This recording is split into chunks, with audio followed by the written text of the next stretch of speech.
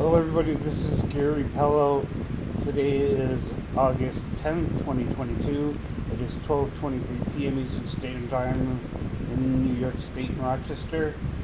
This is my coping with schizophrenia blog entry for today. I haven't had a real good weekend or past Monday. I got really sick over the weekend. I had severe diarrhea, vomiting, sweating, and also on top of that I was hallucinating and I was feeling suicidal.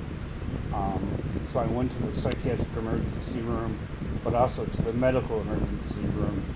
They evaluated my medical problems first, and then they put me up on the psychiatric emergency room floor, which are two different separate floors. I was there for several hours. Actually, I spent the night there. They evaluated me for the nausea and vomiting and the diarrhea. I felt that I had to go to the hospital at least for that because I didn't want to get dehydrated. It was very hot yesterday and the day before here in Rochester, New York, and I was sweating. I was having a lot of diarrhea, a lot of vomiting. I was afraid that I would become very dehydrated, and on top of that I was hallucinating much more intensely than I normally do. I hear voices that tell me people are following me, spying on me, and stuff like that.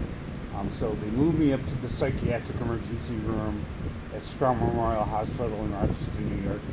I spent the night there. I talked to the psychiatrist. They gave me some Klonopin and some of my other regular medications, and after I calmed down, they released me and sent me home. For the diarrhea and the vomiting, they gave me Zofran, which is used to control nausea and vomiting. And they gave me IV fluids through a needle in my arm just to make sure that I wasn't dehydrated. The diarrhea pretty much stopped yesterday after I got home from the hospital.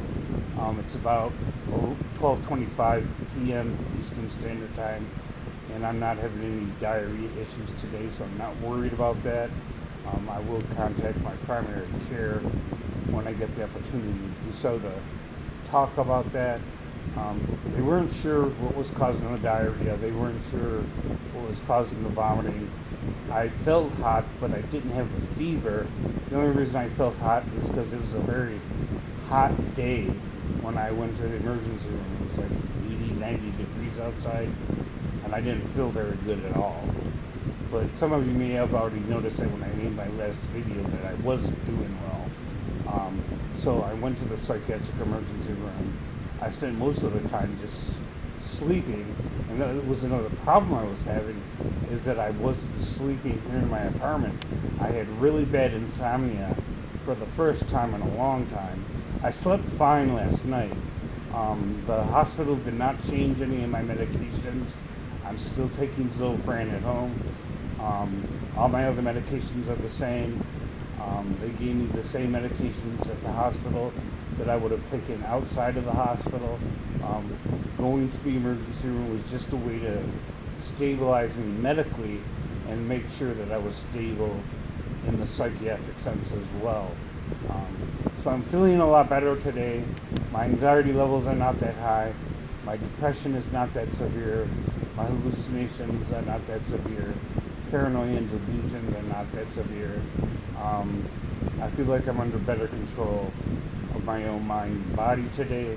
A lot of the issues that I went to the hospital for have for now at least been resolved. I'm seeing my psychiatrist day after tomorrow on Friday.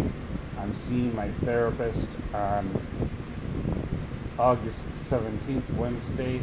I'm seeing my peer support specialist on Friday. I believe it's August 19th or August 18th, I'm not sure. I would have to double check that. So I have a bunch of appointments coming up to talk to people about what happened when I went to the psychiatric emergency room. But I'm doing better now today than I was Friday, Saturday, Sunday, or Monday. I just feel a lot better. I got out of the hospital yesterday morning. I thought I was going to actually have to spend more time there because the psychiatrist that was there during the middle of the night said it was going to be a long time before I got to see a psychiatrist and before they released me.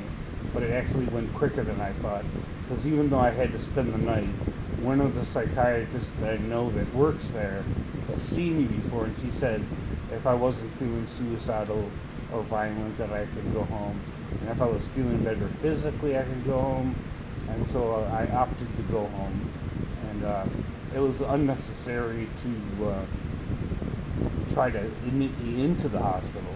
I mean, it was necessary to go to the hospital, but it certainly wasn't necessary to put me into the inpatient psychiatric unit.